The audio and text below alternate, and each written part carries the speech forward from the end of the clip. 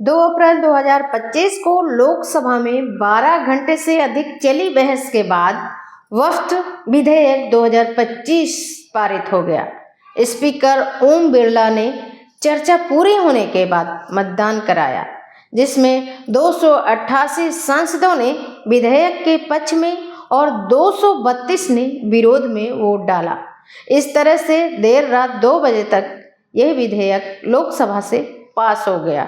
आइए समझते हैं कि वक्फ बोर्ड का इतिहास क्या है।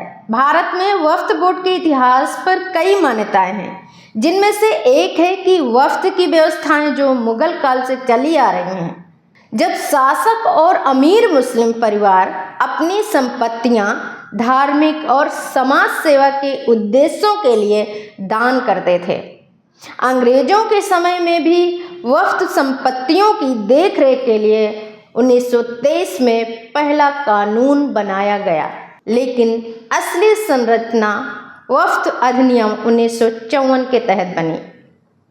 बाद में 1995 में इसे और मजबूत किया गया और वक्फ अधिनियम 1995 के तहत राज्य वक्फ बोर्ड और केंद्रीय वक्फ परिषद का गठन हुआ। इस कानून के तहत वक्फ संपत्तियों की सुरक्षा, प्रबंधन और पारदर्शिता सुनिश्चित करने की कोशिश की गई, लेकिन समय के साथ साथ इन संपत्तियों पर कब्जे, गड़बड़ियों और राजनीतिक हस्तक्षेप के आरोप भी लगते रहे। वक्फ बोर्ड है क्या? मान लो कोई मुस्लिम व्यक्ति अपनी जमीन या संपत्ति यह सोच कर दान कर देता है कि इसका इस्तेमाल मस्जिद, मदरसा, कब्रिस्तान, गरीबों की मदद या किसी और धार्मिक सामाजिक काम के लिए होगा। इसे ही वक्फ संपत्ति कहते हैं। अब इन संपत्तियों को संभालने और इनका सही इस्तेमाल करने के लिए सरकार ने वक्फ बोर्ड बनाए हैं। हर राज्य में एक वक्फ बोर्ड होता है और इनके ऊपर एक केंद्रीय वक्फ परिषद होती है जो पूरे देश की निगरानी करती है। वक्फ बोर्ड के अंदर क्या क्या होता है, आइए समझते हैं। वक्फ बोर्ड के अंदर वो सारी संपत्तियां आती हैं जो मुस्लिम समाज के कल्याण के लिए दान की गई होती हैं। ये संपत्तियां किसी एक व्यक्ति की नहीं होती, बल्कि संपूर्ण मुस्लिम समाज की होती हैं।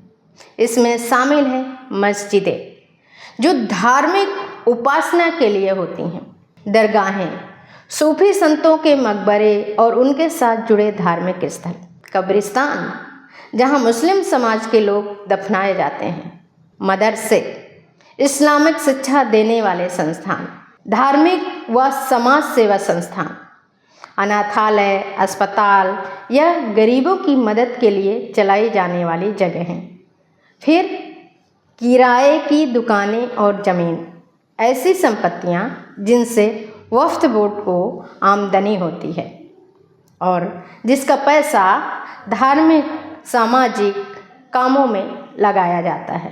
अभी क्या क्या बदलाव हुए हैं, आइए इस पर भी बात करते हैं। हाल ही के दिनों में सरकार और वक्फ बोर्ड के बीच कई मुद्दों पर तानातनी बढ़ गई है। बड़े बदलावों पर नज़र डालें तो वक्फ संपत्तियों का दोबारा सर्वे। कुछ राज्यों में सरकार ने आदेश दिया है कि वक्फ की जो भी संपत्तियां हैं उनकी दोबारा जांच की जाए। दूसरा है रजिस्ट्रेशन पर रोक। कई जगहों पर वक्फ संपत्तियों के नए रजिस्ट्रेशन पर रोक लगा दी गई है, ताकि यह पता लगाया जा सके कि कोई गलत तरीके से सरकारी या किसी और की निजी जमीन को वक्फ संपत्तियों के रूप में दर्ज तो नहीं करवा रहा है। संशोधन की तैयारी। कहा जा रहा है कि केंद्र सरकार वक्फ अधिनियम 1995 में बदलाव करने की सोच रही है। अगर ऐसा हुआ तो वक्फ बोर्ड के अधिकार कम किए जा सकते हैं। संशोधन से डर।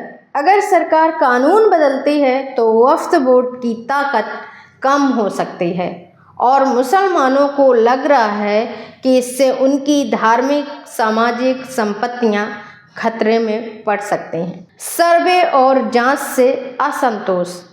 सरकार जब वक्फ संपत्तियों की जांच करने लगी, कब्जों और गड़बड़ियों की जांच, कई राज्यों में आरोप लगे हैं कि वक्फ बोर्ड की संपत्तियों पर अवैध कब्जे हैं या कुछ लोग इन्हें गलत तरीके से बेच या किराए पर दे रहे हैं।